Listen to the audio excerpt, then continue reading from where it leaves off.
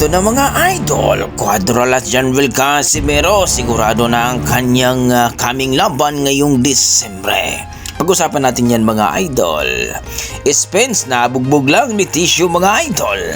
Grabe ang kanilang bakbakan kanina po mga idol. Naganap na nga ang Spence versus Tissue mga idol na kung saan talo po itong si Spence. Ang kanyang comeback fight mga idol ay wala talagang nagawa itong si Spence, no? Talagang gusto na atang mag-retire ito mga idol dahil talo po siya. Kitang-kita po sa bakbakan mga idol na wala na talaga. Basura na talaga ang galawan ni Spence mga idol, kaya mas maganda na mag-retire na ito. Pero ayon kay Spence mga idol, ito na daw yung huling laban niya. Kung matalo siya ay magre-retiro na siya. Kaya ito mga idol, talagang bugbog ang inabot niya, no? Kitang-kita talaga sa bakbakan nila, talagang wala po. Kawawa siya ni Tissue mga idol, no? Talagang ginulat ni Tissue itong si Spence mga idol.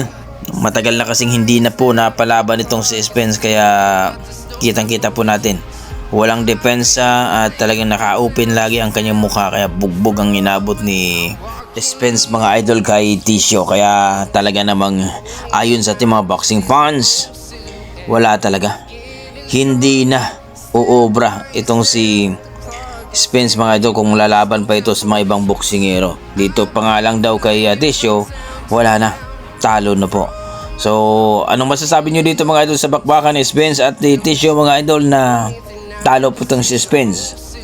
Mas maganda bang magretiro na lang ito?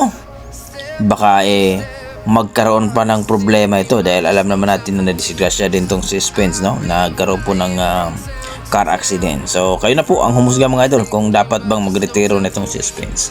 Sa kabilang banda mga idol, ito good news po kay Casimero po, no? Alam naman natin na talagang inaabangan natin ang pagbabalik uli ni Casimero mga idol at kumpirmado nga sa Disyembre na po ang kanyang bakbakan, no, ang kanyang sunod na laban. So kasalukuyan pong nagtitraining na po si Casimero ngayon sa kanilang lugar, pero hindi po pinakita ang buong mga training ni Casimero mga idol dahil ay pinagbabawalan po sila na mag-upload mga idol. Kumbaga konti lang, siguro seconds lang po ang ina-upload nila.